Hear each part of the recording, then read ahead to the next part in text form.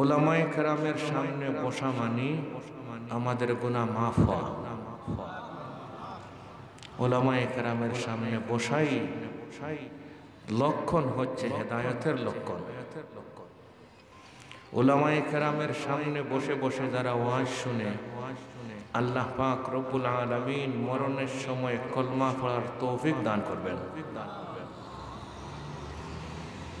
উলামায়ে কেরাম নবীদের ওয়ারিস, বলেন খার ওয়ারিস, নবীদের ওয়ারিস। এখন নবী পাওয়া যাবে না, উলামায়ে কেরামের সামনে বসে আমরা দিন শিখব। আল্লাহ সবাইকে তৌফিক দান করুক, সকলে বলি আমিন।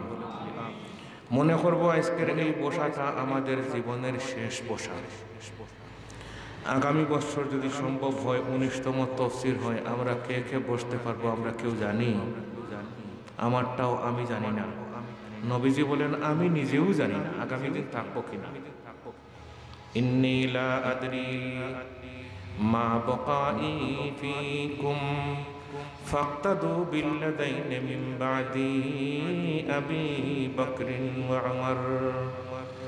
وفي رواية وأشار رسول الله صلى الله عليه وسلم إلى أبي بكر وعمر رواه الترمذي।